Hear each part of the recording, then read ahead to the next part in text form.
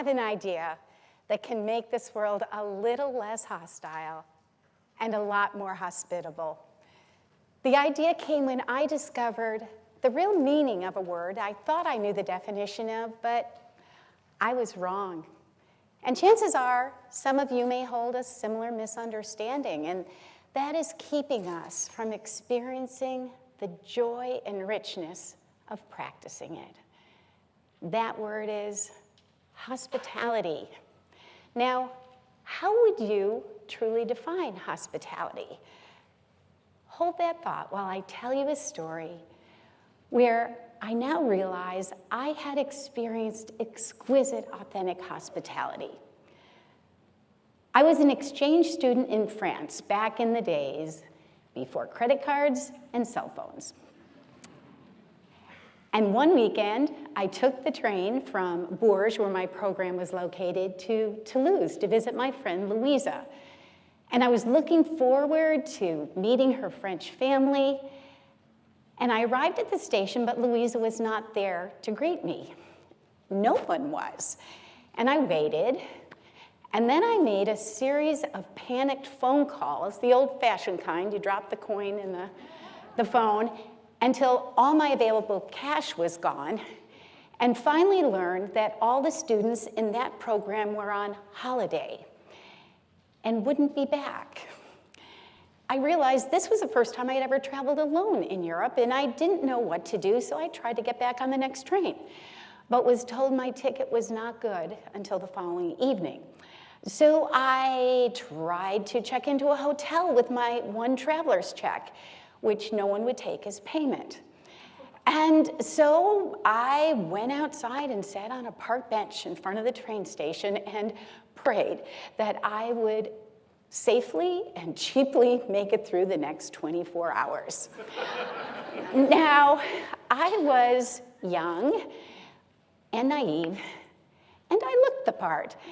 And so as I sat there, feeling a little on the vulnerable side, I noticed an unsavory young man eyeing me and coming closer. And I tried to ignore him, and he kept approaching.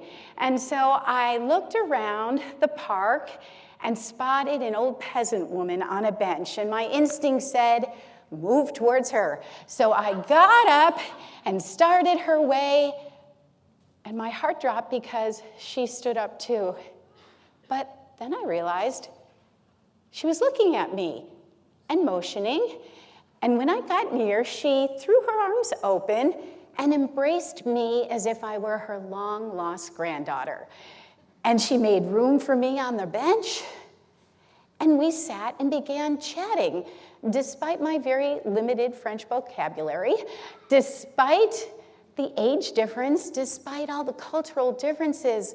We sat and we shared stories long after the unsavory guy had left the park.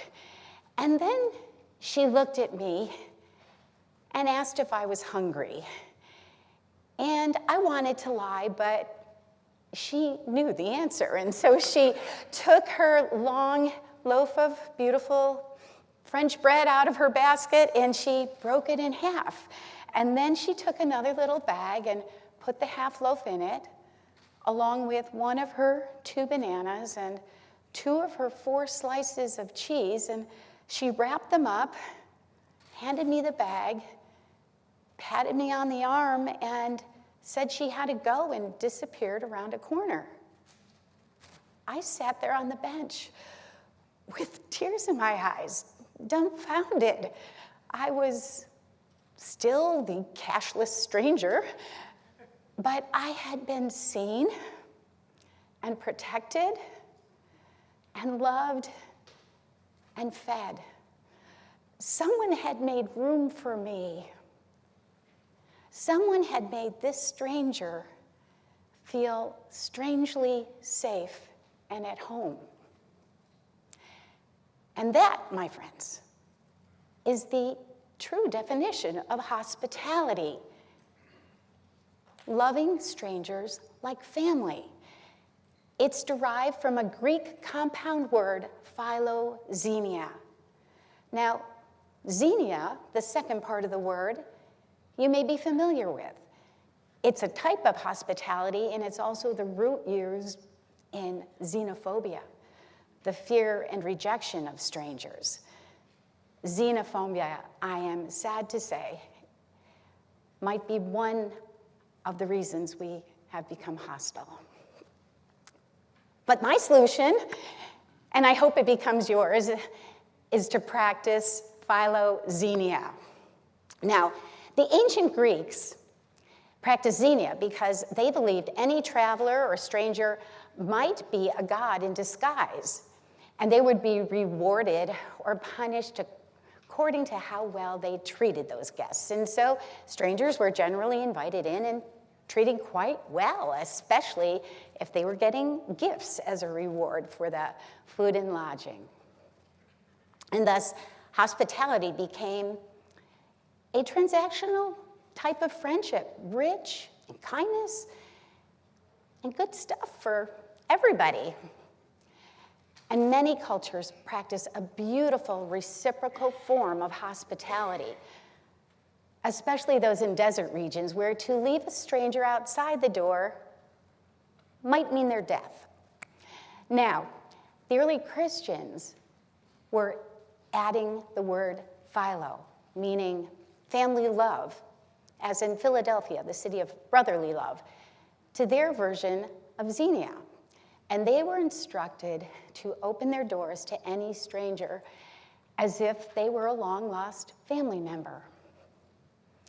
Zenia became Philoxenia, to be offered freely and lovingly without any expectation of repayment.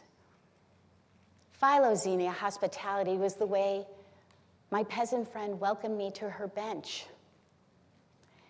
She saw me as a stranger in need and was willing to meet those needs without any hesitation or expectation. And now I think, if the roles had been reversed, would I have seen her? Would I have been willing to meet her needs then or now? What has happened to us? We rush home and we lock our doors. We are afraid to make eye contact on the city streets or in the grocery store. We've become fearful of anyone we don't know, especially those who don't think like, look like, or act like us. Xenophobia. Strangers have become people to dismiss and avoid rather than to embrace. Strangers like immigrants, neighbors, and sometimes, sadly, even family members. The CDC and the Surgeon General actually says that 1 in 2 of all adult Americans are suffering the effects of loneliness and isolation, resulting in both physical and mental health issues. The report states that the mortality impact of being socially disconnected is similar to that of smoking 15 cigarettes a day, and even worse than that associated with obesity and physical inactivity. Social media, screen time, the COVID pandemic, all of these have added to the fact that we have become a lonely, fearful, often indifferent, and sometimes hostile nation. Hospitality, not hostility. Philoxenia, not xenophobia. Now, I know this sounds really simple and maybe a little crazy, but I truly believe that if we all opened the doors to our homes and our hearts just a little, we could change the world. Now, everyone I talk to really loves the idea of hospitality. We just don't practice it. And why not? I know, for me, a lot of my reasons are fear-based, and this is one of my go-tos. I just am afraid I don't have the time, energy, or resources to be hospitable today. Thank you very much. Now, how about you? Think about it. Do you have a reason? Well, whatever it is, I invite you to help overcome these obstacles. First, let's overcome any fears and misconceptions with courage and truth. And I say courage because hospitality does require vulnerability, and truth because the truth is this: we were made for connection. We need each other. Take a moment and just tell the person on either side you need them.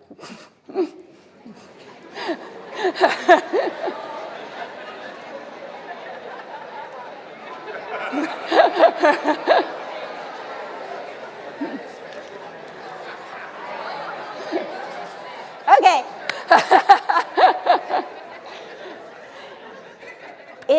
It's really true, and there is joy and grace to be found on the other side of the locked door, or across the table, or side by side in a TED Talk audience.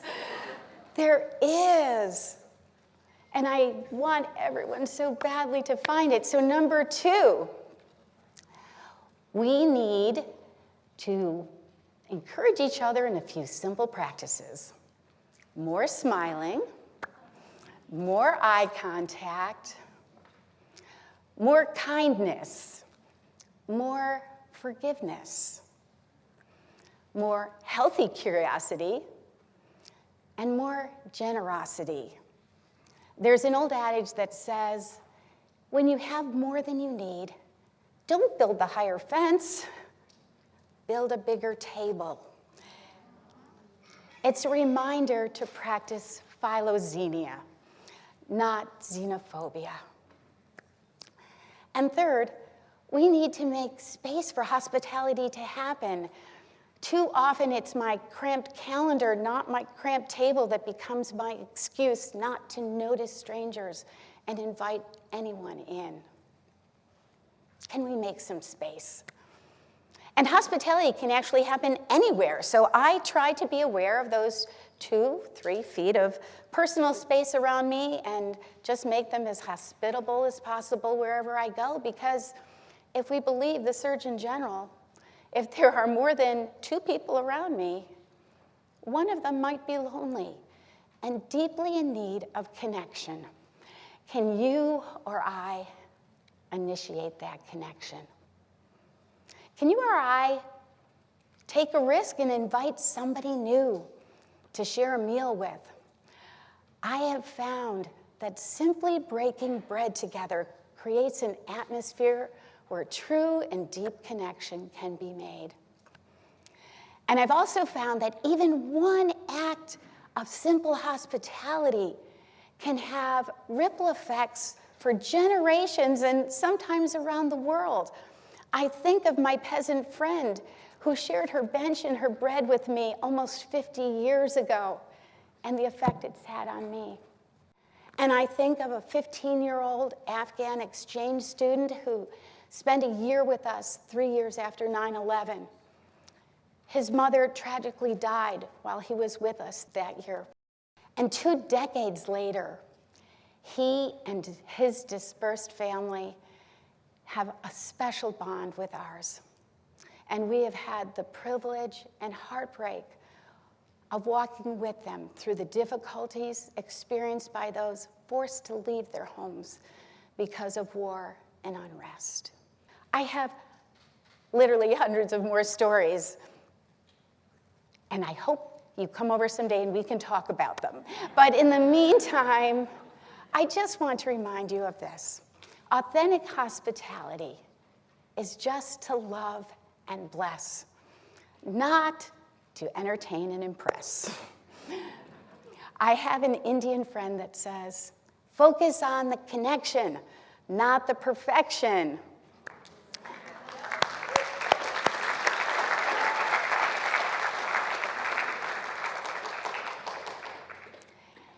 And there's a beautiful song called At This Table, written by Idina Menzel of Frozen fame.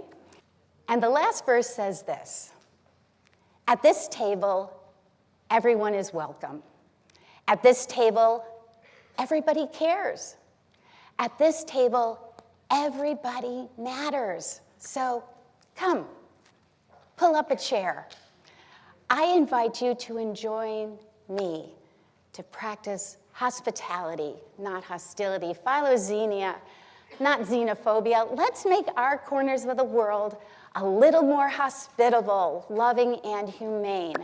Let's make tables where all are welcome and there is plenty of room for that extra chair, or in some cases, just enough room on the bench for the stranger in need.